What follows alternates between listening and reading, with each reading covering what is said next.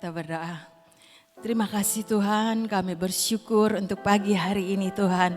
Hari yang baru yang Engkau jadikan buat setiap kami Tuhan. Kami bersyukur kami boleh datang kepadamu. Kami boleh datang memberikan pujian, penyembahan kami Tuhan. Kami boleh datang memberikan syukur kami kepadamu ya Bapa. Biar terimalah semuanya Tuhan yang sudah kami lakukan menjadi dupa yang berbau harum naik ke hadapan hadirat-Mu. Terima kasih Bapa, kalau sebentar kami mau belajar firman-Mu. Mari Roh Kudus ajari setiap kami, sehingga firman-Mu itu Tuhan yang akan memberikan kekuatan yang baru buat setiap kami. Di dalam nama Yesus kami berdoa dan percaya. Amin. Shalom selamat pagi semuanya, Tuhan Yesus memberkati. Yuk kita belajar sama-sama dari Amsal 24 ayat yang ke-10.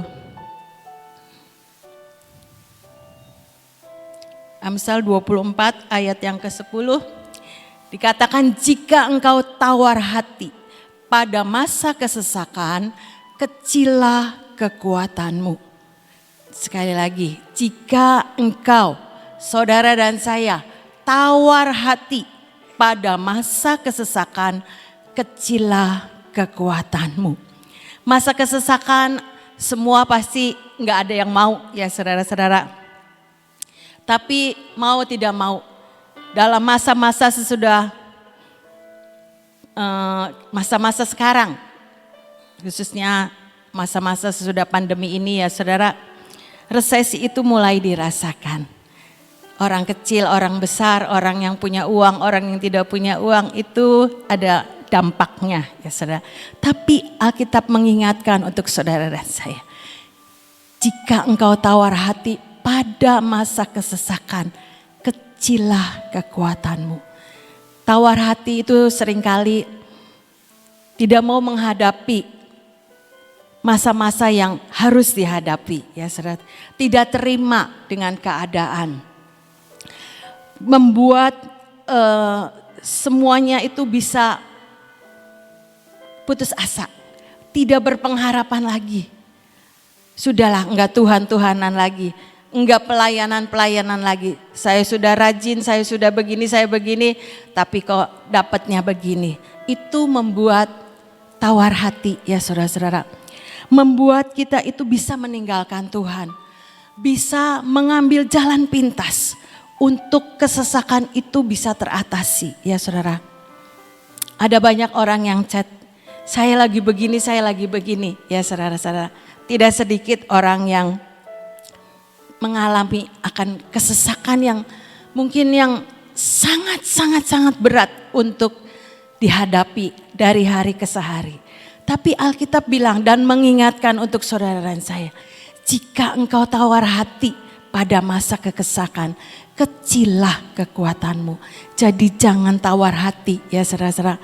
Ibrani 13 ayat 5b dikatakan bahwa Aku Tuhan tidak membiarkan engkau. Ibrani 13 ayat yang terakhirnya 5b. Bagian yang terakhir. Janganlah. Nah, bagian yang terakhirnya, karena Allah telah berfirman, aku sekali-kali tidak akan membiarkan engkau. Aku sekali-kali tidak akan meninggalkan engkau. Ini Allah telah berfirman, bahwa Allah itu sekali-kali tidak akan membiarkan engkau. Artinya Tuhan itu selalu ada, selalu peduli, selalu siap di dalam kehidupan setiap kita yang percaya. Dan dikatakan sekali lagi, aku sekali-kali tidak akan meninggalkan engkau. Biar firman Tuhan ini memberi kekuatan kepada setiap kita. Pada waktu kita mengalami kesesakan, kita tidak tawar hati. Karena selalu ada Tuhan, selalu ada Immanuel dalam hidup saudara dan saya yang tidak pernah membiarkan dan meninggalkan hidup saudara dan saya. Ada cerita di dalam Alkitab ya saudara-saudara. Bagaimana teman-teman daripada Daniel, Sadrak, Mesah dan Abednego. Daniel 3 ayat yang 15. Pada waktu itu mereka harus menyembah kepada patung yang dibuat oleh Raja Nebukadnezar. Tapi mereka itu menolak untuk menyembah patung itu, ya saudara. Ini dikatakan sekarang jika kamu bersedia, ini dikatakan oleh Raja Nebukadnezar, demi kamu mendengar bunyi sangkakala, seruling, kecapi, rebab, gambus, serdam, dan berbagai-bagai jenis bunyi-bunyian, sujudlah menyembah patung yang kubuat itu. Tetapi jika kamu tidak menyembah, kamu akan dicampakkan seketika itu juga ke dalam perapian yang menyala-nyala. Dan dewa manakah yang dapat melepaskan kamu dari dalam tanganku? Lanjut. Lalu Sadrak, Mesak dan Abednego menjawab Raja Nebukadnezar, tidak ada gunanya kami memberi jawab kepada tuanku dalam hal ini. Jika Allah kami yang kami puja sanggup melepaskan kami, maka Ia akan melepaskan kami dari perapian yang menyala-nyala itu dan dari dalam tanganmu ya Raja. 18, tetapi seandainya tidak, hendaklah tuanku mengetahui ya Raja, bahwa kami tidak akan memuja dewa tuanku dan tidak akan menyembah patung emas yang tuanku dirikan itu. 19, maka meluaplah kegeraman Nebukadnezar di mukanya berubah. Air mukanya berubah terhadap Sadrak, Mesak dan Abednego. Lalu diperintahkannya supaya perapian itu dibuat 7 kali lebih panas dari yang biasa. Saudara, ketika Sadrak, Mesak dan Abednego dihadapkan dengan pilihannya ya saudara-saudara, mau menyembah patung daripada Raja Nebukadnezar, bahwa dikatakan dia tidak mau menyembah patung itu, tapi komitmennya itu membuat dia harus dimasukkan ke dalam dapur perapian yang 7 kali lebih dipanaskan. Dan ketika mereka diikat ya saudara, dimasukkan ke dalam dapur perapian itu, orang yang ngangkatnya saja ikut kebakar. Tapi ayat yang ke-24, yuk kita baca. Mereka dimasukkan ke dapur perapian itu. Daniel 3 ayat 24. Kemudian terkejutlah raja ini setelah ketiganya masuk ke dapur perapian itu. Raja Nebukadnezar lalu bangun dengan segera, membuat raja ini terkejut. Berkatalah ia kepada para menterinya, bukankah 3 orang yang telah kita campakkan dengan terikat ke dalam api itu? Jawab mereka kepada raja, benar ya raja. Katanya, tetapi ada 4 orang kulihat berjalan-jalan dengan bebas di tengah-tengah api itu. Mereka tidak terluka dan yang keempat itu rupanya seperti anak dewa. 26, lalu Nebukadnezar mendekati pintu perapian yang bernyala-nyala itu. Berkatalah ia, Sadrak, Mesak dan Abednego, hamba-hamba Allah yang maha tinggi, keluarlah dan datanglah kemari. Lalu keluarlah Sadrak, Mesak dan Abednego dari api itu. 27, dan para wakil raja, para penguasa, para bupati dan para menteri raja datang berkumpul.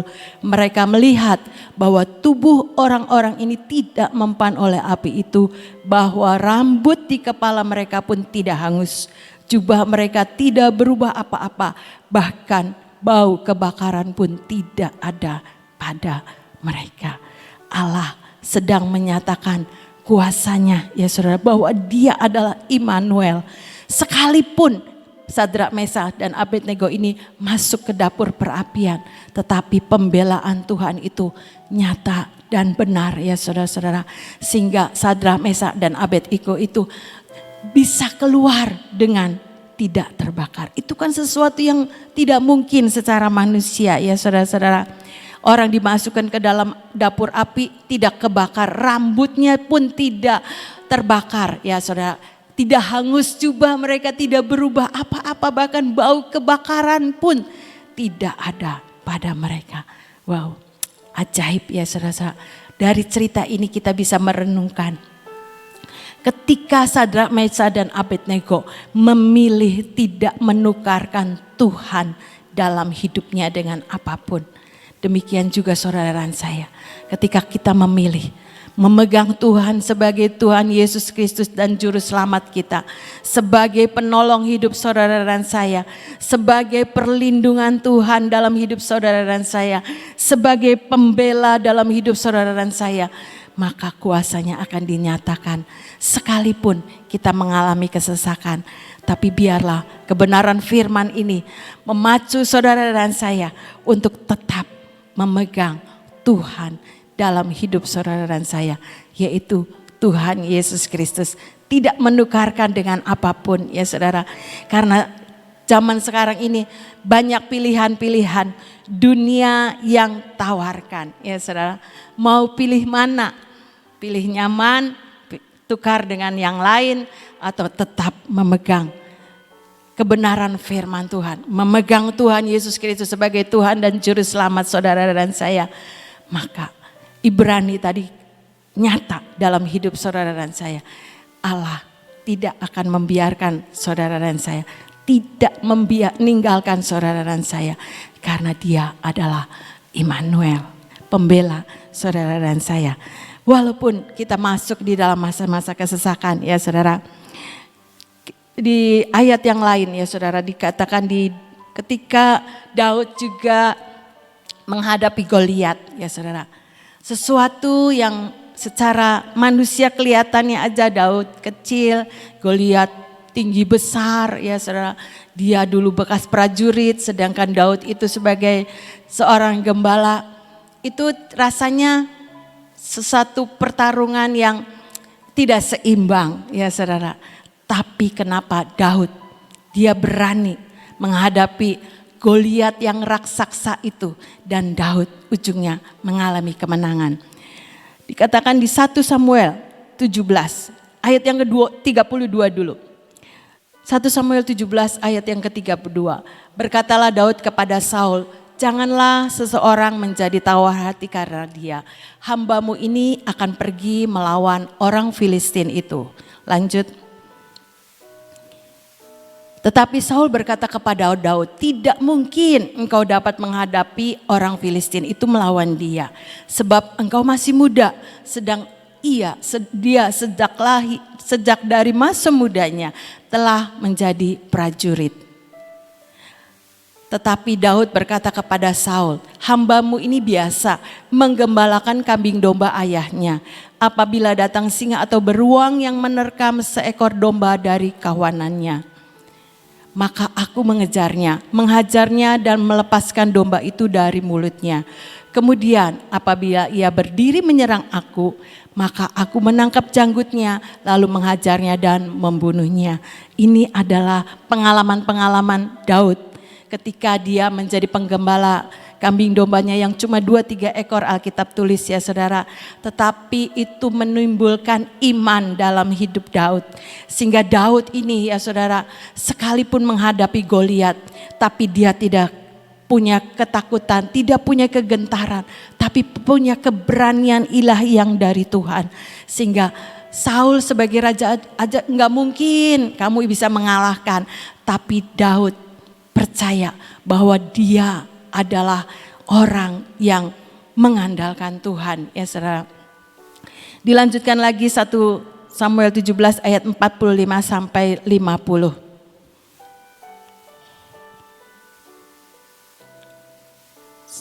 45 sampai 50.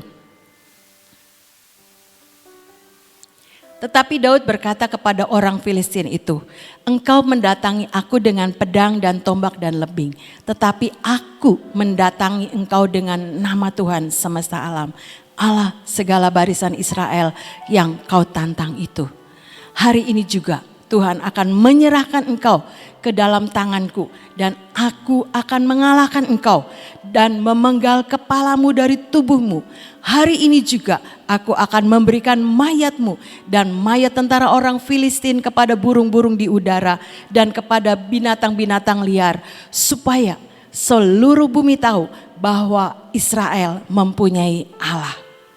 Dan supaya segenap jemaah ini tahu bahwa Tuhan menyelamatkan bukan dengan pedang dan bukan dengan lembing. Sebab di tangan Tuhanlah pertempuran dan ia pun menyerahkan kamu ke dalam tangan kami. Ketika orang Filistin itu bergerak maju untuk menemui Daud, maka segeralah Daud berlari ke barisan musuh untuk menemui orang Filistin itu. Lalu Daud memasukkan tangannya ke dalam kantungnya, diambilnya sebuah batu dari dalamnya, diumbannya, maka kenalah dahi orang Filistin itu, sehingga batu itu terbenam ke dalam dahinya dan terjerumuslah ia dengan mukanya ke tanah. Demikianlah Daud mengalahkan orang Filistin itu dengan umban dan batu. Ia mengalahkan orang Filistin itu dan membunuhnya tanpa pedang di tangan. Biar perenungan firman Tuhan ini ya saudara-saudara membangkitkan roh kita bahwa ada Tuhan dalam hidup saudara dan saya yang dapat kita andalkan. Daud berperang bukan dengan kekuatannya tapi bersama dengan Tuhannya ya saudara. Dia cuma mengumbankan sebuah batu ke dahi Goliat dan Goliat itu juga bisa dibunuhnya. Batu ini berbicara adalah batu penjuru. Tuhan Yesus Kristus yang ada dalam hidup saudara dan saya. Ia yang akan berperang ganti saudara dan saya menghadapi setiap musuh-musuh yang harus kita hadapi. Kesesakan-kesesakan yang terjadi bukan kita yang berperang. Biar Tuhan yang berperang dalam hidup setiap kita. Oleh sebab itu pegang Tuhan. Jangan pernah melepaskan Tuhan dan menukarkan Tuhan dengan apapun juga. Karena Tuhan adalah Immanuel. Tuhan yang menjadi pembela saudara tidak akan membiarkan dan tidak akan meninggalkan saudara dan saya. Jadi jika kamu tawar hati pada waktu masa kesesakan, kecillah kekuatanmu. Jangan pernah tawar hati ya saudara-saudara. Pegang terus firman Tuhan. Pegang terus janji-janji firman. Yang membuat saudara dan saya ini tetap terus memperkatakan deklarasi-deklarasi iman. Itu yang membangkitkan roh saudara dan saya. Sehingga roh kita ini tetap punya kekuatan. Kemampuan yang daripada Tuhan. Untuk bisa mengatasi semua kesesakan yang terjadi. Dan kita akan keluar menjadi orang-orang yang lebih daripada pemenang. Itu firman Tuhan yang janjikan. Bagian saudara dan saya, ayo kita terus membangun hubungan kita dengan Tuhan. 2 Korintus 4 ayat 16. Dikatakan 2 Korintus 4 ayat 16. Sebab itu kami tidak tawar hati, tetapi meskipun manusia lahiriah kami semakin merosot, namun manusia batiniah kami diperbaharui dari hari ke hari. Saudara, mungkin secara lahiriah kita mengalami banyak ya contohnya yang ada di sekitar kita dan kita bisa mengalaminya setiap hari ya saudara-saudara. Kebutuhan yang naik, ini kadang-kadang barangnya nggak ada karena mungkin sudah terlalu tinggi jadi kosong gitu ya saudara-saudara. Seringkali itu saya menghadapi begitu kalau saya orang dagang ya, nggak ada barangnya kosong ya, mungkin karena harganya sudah terlalu tinggi jadi orangnya tidak mau ngadain lagi ya, entahlah bagaimana ya saudara. Tapi itulah secara lahiriah mungkin kita akan mengalami kemerosotan ya saudara. Ini susah, ini susah, ini susah, ini enggak ada, ini enggak ada, ini naik. Wah, kayaknya macam-macam yang dihadapi ya saudara. Tapi Alkitab mengingatkan, manusia batinia kami diperbaharui dari hari ke hari. Ini yang harus menjadi perhatian kita ya saudara-saudara. Apa yang di dalam yang membangun roh kita itu yang harus kita perhatikan. Diperbaharui dari hari ke hari. Dengan baca Alkitab, dengan kita punya keintiman dengan Tuhan, dengan kita tetap terus memegang Tuhan sebagai Immanuel dalam hidup saudara dan saya. Ia seperti pujian tadi, membelah laut dan meneduhkan badai. Itu yang mustahil secara manusia itu dapat Tuhan lakukan. Bukan cerita dari Alkitab, tapi mari saudara-saudara dan saya mengalami apa yang Alkitab janjikan. bangun keintiman dengan Tuhan. Sehingga kita dari hari ke hari ini diperbaharui, roh kita ini semakin hari semakin kuat. Iman kita ini semakin lama semakin besar. Sehingga apa yang kita perkatakan juga itu adalah perkataan firman. Apa yang kita deklarasikan juga deklarasi yang keluar dari hati kita ini yang membangun. Ya saudara-saudara, tidak meruntuhkan kita, tapi yang membangun, yang membuat saudara dan saya ini tetap punya kekuatan untuk menghadapi kesesakan-kesesakan apa yang akan terjadi saat ini maupun yang akan datang. Tapi biarlah Alkitab mengingatkan, jangan tawar hati, kecillah kekuatanmu. Bangun keintiman dengan Tuhan, diperbaharui manusia batiniah kita. Roh kita ini tetap terus diperkuat ya saudara-saudara, dengan kita terus membaca Alkitab, dengan kita terus mendeklarasikan perkataan-perkataan firman. Sehingga iman itulah yang mencipta, iman itulah yang menyembuhkan, iman itu yang mengadakan apa yang tidak ada menjadi ada. Iman itulah yang membuat saudara dan saya mengalami satu kemuliaan dari Tuhan dari sekarang dan sampai selama-lamanya. Biar kebenaran firman Tuhan ini diingatkan untuk saudara dan saya. Jika engkau tawar hati pada masa kesesakan, kecillah kekuatanmu. Kita tidak memilih orang yang tawar hati ya saudara, tapi kita memilih terus membangun manusia batiniah kita dari hari ke hari untuk kita bisa mengalahkan semuanya. Seperti Daniel, seperti Daud. Sesuatu pun itu mungkin secara manusia enggak mungkin Daud itu mengalahkan Goliat, tapi Alkitab cerita Daud bisa mengalahkan Goliat. Demikian juga saudara dan saya, kesulitan-kesulitan apa yang kita hadapi, Goliat-Goliat apa yang harus kita bunuh, yang harus kita taklukkan ya saudara, dengan Tuhan Yesus Kristus yang ada di dalam hidup saudara saya sebagai batu hidup. Batu hidup tidak bukan batu yang mati. Maka sebab itu kita harus mengaktifkan batu hidup itu yang ada di dalam hidup saudara dan saya. Roh Kudus yang menjadi penolong dalam hidup saudara dan saya. Firman Tuhan itulah yang terus kita perkatakan, kita deklarasikan. Sehingga dengan firman apa yang tidak ada bisa menjadi ada. Apa yang sakit disembuhkan.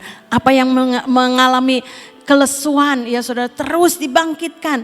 Karena Alkitab bilang 2 Timotius 1 ayat yang ke-7. 2 Timotius 1 ayat yang ke-7 ini. Allah itu, ayo.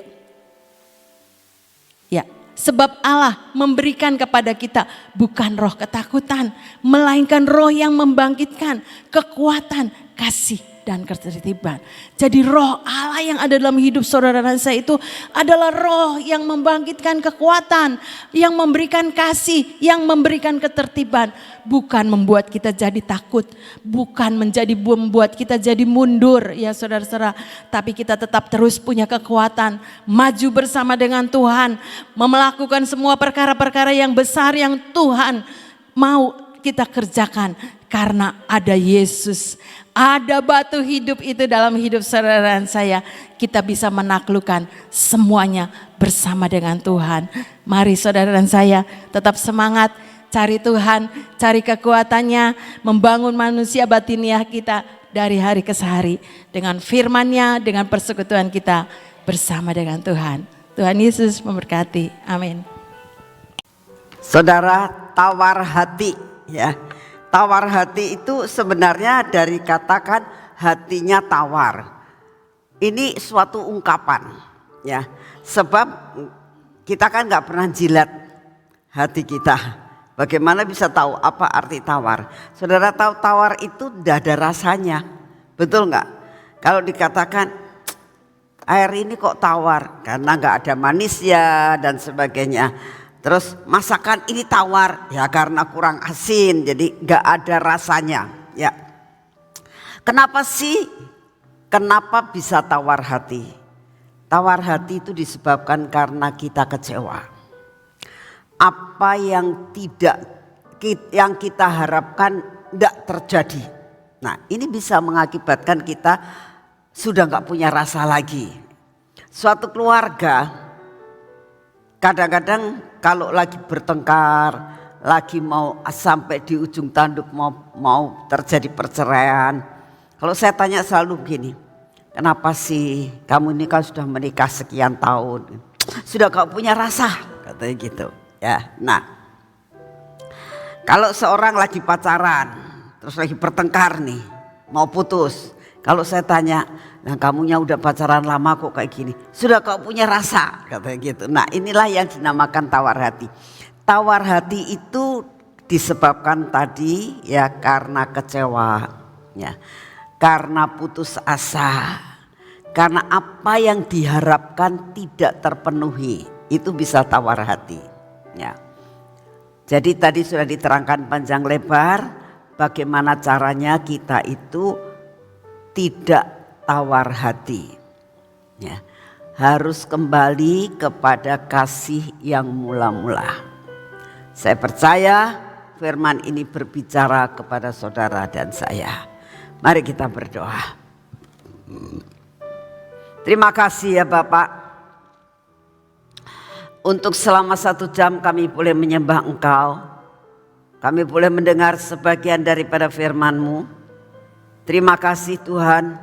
Saat ini kami minta Kau selidiki dalam hati kami. Adakah saat-saat ini ada ketawaran dalam hati kami terhadap Engkau, disebabkan karena keadaan sekeliling kami, dengan segala keadaan yang kami ingin harapkan dan tidak menjadi kenyataan. Banyak kekecewaan yang ada dalam hidup kami, sehingga kami menjadi malas. Selidiki dalam hati kami Tuhan. Dimanapun juga kami berada, biar kami dapat mengatakan kepadamu, tarik kami kembali. Biarlah kasih mula-mula ini timbul dan membara lagi dalam hidup kami. Beri kami setia dan selalu mencari kehendak-Mu. Seperti firman dan pujian yang kami nyanyikan tadi. Terima kasih untuk kasih setia-Mu. Bapa, kami juga datang di hadapan-Mu. Engkau tahu keadaan bangsa dan negara kami. Kami mohon anugerah-Mu Tuhan. Biarlah Kau berikan hikmat, kebijaksanaan buat pemerintah kami di dalam menghadapi masa resesi ini Tuhan. Masa segala sesuatu merambat naik. Masa keresahan-keresahan yang dihadapi oleh keadaan bangsa kami, terutama masyarakat kecil Tuhan, dengan penghasilan dan pengeluaran yang sungguh-sungguh tidak seimbang. Bapa, kami datang di hadapan-Mu Tuhan, kami hanya berharap kepadamu, berikan kepada pemerintah kami Tuhan, hikmat yang daripadamu, roh kebijaksanaan daripadamu, untuk mengelola akan bangsa yang besar ini Tuhan. Sehingga bangsa ini tidak akan menghadapi kebangkrutan Tuhan. Tidak menghadapi kemiskinan Tuhan. Kami percaya Engkau memberkati seluruh hasil yang ada di bumi Indonesia. Engkaulah yang memberkati hasil bumi. Engkau memberkati hasil tambang. Engkau memberkati akan hasil laut. Kami percaya Tuhan, dengan segala sesuatu yang Kau berkati, dengan segala kekayaan di bumi Indonesia ini, akan dapat mengentaskan kemiskinan yang ada di Indonesia ini. Bapa, kami minta Kau yang akan memberikan hikmat untuk pemerintah dapat mengelola segala sesuatu yang Kau percayakan. Terima kasih Tuhan, kami berdoa untuk Bapak Presiden kami, beri kekuatan kesehatan yang daripadamu, berikan kepadanya suatu otak yang brilian untuk dapat mengambil keputusan-keputusan yang pas di hati-Mu. Terima kasih untuk kasih setia-Mu Bapak.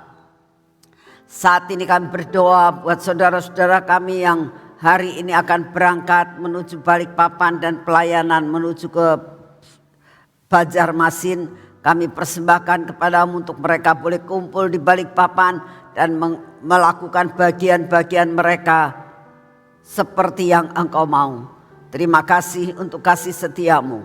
Kami berdoa pada saat ini juga ya Tuhan, biarlah ada lawatan, ada tuaian terjadi di Indonesia, terjadi di 5 benua. Kami percaya lawatan ini akan terjadi sehingga semua rencanamu atas bumi Indonesia ini dan atas seluruh dunia tergenapkan. Terima kasih untuk kasih setiamu. Kami mengucap syukur Tuhan karena Kau sungguh amat sangat baik atas hidup kami. Bapa, saat ini tetap kami mengatakan kepadamu, hidup kami hanya bergantung kepadamu, berdasarkan belas kasihan-Mu dan anugerah-Mu. Oleh karena itu Tuhan, berikan kepada kami pada hari ini daya tahan tubuh yang baru Tuhan. Daya tahan tubuh ilahi masuk dalam tubuh kami, masuk dalam seluruh sel-sel dalam tubuh kami, masuk dalam darah kami, sehingga mengakibatkan kami mendapatkan kekuatan yang baru sepanjang hari ini. Terima kasih untuk kasih setiamu. Kami percaya apapun yang Kau izinkan terjadi, perlindungan yang daripadamu tidak akan pernah undur dari kami. Terima kasih untuk kasih setiamu Bapa. Di dalam nama Tuhan Yesus, mari kita masuk dalam pengurapan.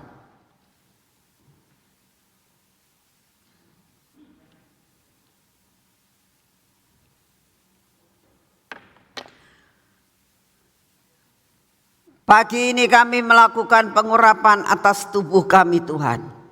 Sehingga ada pernaungan-Mu, perlindungan-Mu buat mata kami, telinga kami, bibir, mulut kami, dan hati kami. Semua ada dalam perlindungan yang daripadamu. Penyertaan-Mu sempurna atas hidup kami. Dan semua yang tidak baik dalam hidup kami, Engkau sendiri yang akan mencabut sampai ke akar-akarnya. Ini tangan kami Tuhan. Tangannya akan kami pergunakan sesudah pulang dari tempat ini untuk melakukan segala kegiatan kami pada hari ini. Kami persembahkan tangan kami yang sudah diurapi ini kepadamu. Pimpin tangan kami untuk melakukan segala pekerjaan yang menjadi bagian kami. Engkau yang akan melakukan segala-galanya sehingga apa yang kami kerjakan itu berhasil karena Engkau, bukan karena kepandaian kami. Biarlah tangan kaki kami pun Tuhan diurapi sehingga kaki kami tidak berjalan salah, melainkan kami berjalan pada jalan yang sudah Engkau tetapkan untuk kami jalani. Terima kasih Bapak, hari ini kami percaya penyertaan-Mu sempurna. Berkat yang sudah Kau sediakan buat kami akan terima dengan utuh dan kami dapat pergunakan untuk kemuliaan bagi nama-Mu. Engkau katakan Tuhan, Engkau akan mencukupkan segala sesuatu yang kami butuhkan di dalam nama Tuhan Yesus. Amin. Selamat pagi. Tuhan memberkati semuanya saudara.